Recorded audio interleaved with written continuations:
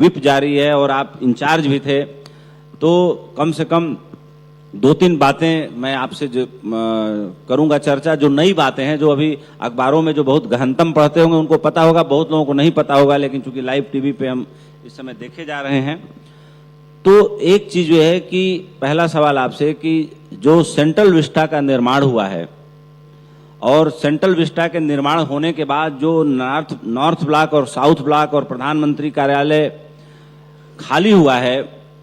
और उसको भारत देश पहली बार एक बहुत समृद्धशाली म्यूजियम के रूप में कन्वर्ट करने जा रहा है और उसकी पूरी जिम्मेदारी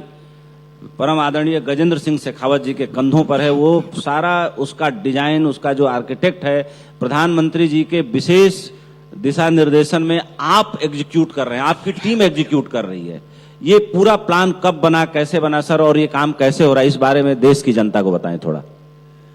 धन्यवाद उपेंद्र जी। मंच पर उपस्थित सम्माननीय मनीष श्री के श्री चरणों में प्रणाम, अभिवादन, वंदन करते हुए मैं धन्यवाद करना चाहता हूं भारत एक्सप्रेस का कि उन्होंने मुझे यह सौभाग्यपूर्ण अवसर प्रदान किया। 2 विषयों की चर्चा आदरणीय उपेंद्र जी ने की। पहले इन्होंने नेशनल आर्काइव्स की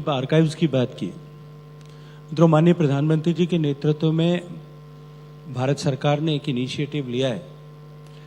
जिस इनिशिएटिव को माननीय प्रधानमंत्री जी ने ज्ञान भारतम ऐसी संज्ञा दी।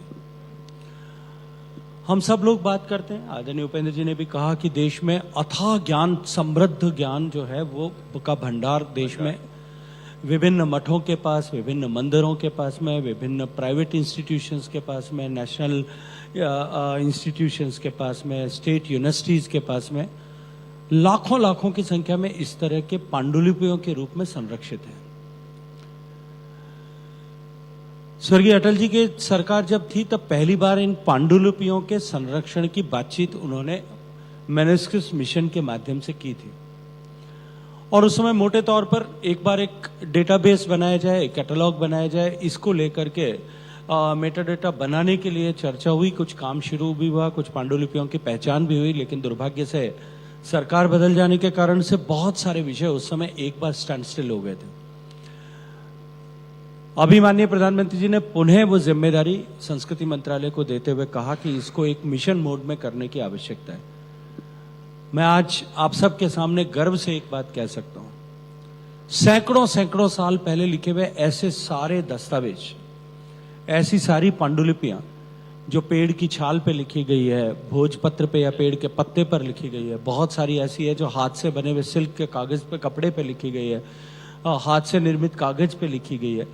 ऐसी सारी लाखों की संख्या में पांडुलिपियों को हमने न केवल आइडेंटिफाई किया है, अपितु उनको डिजिटाइज करने का काम हमने शुरू कर दिया है। जब मैं कहता हूं कि डिजिटाइजेशन करने का काम शुरू किया है,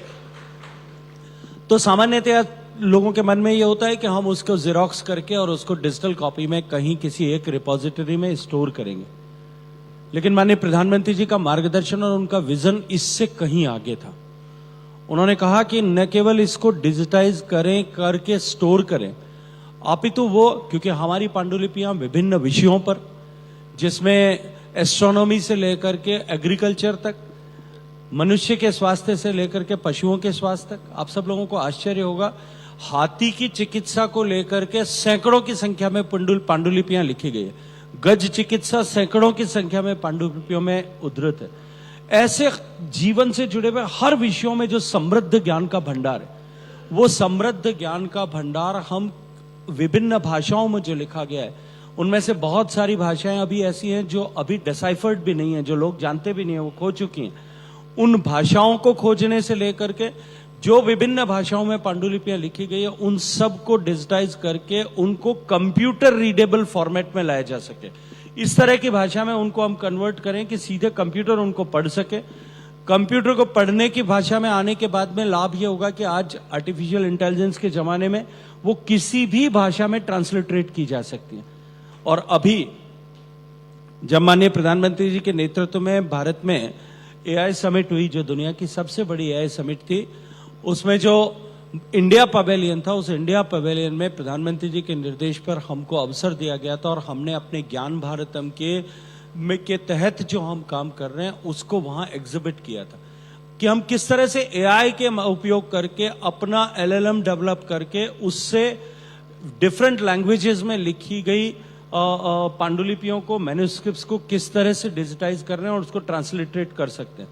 जब माननीय प्रधानमंत्री जी सारे राष्ट्राध्यक्षों को लेकर के वहां गए थे, एक और सवाल तो सर, उन्होंने एक बता उन्होंने जब वो वहां गए तो उन्होंने सबके सामने इसको दिखाया और खुद प्रदर्शित किया, और उससे जो है फ्रांस के हेड ऑफ द नेशन आदरणीय मैक्रोन साहब इतने प्रभावित हुए कि उन्होंने श्रुतसुत संहिता जो वहां रखी गई थी उसको खुद डिजिटाइज किया,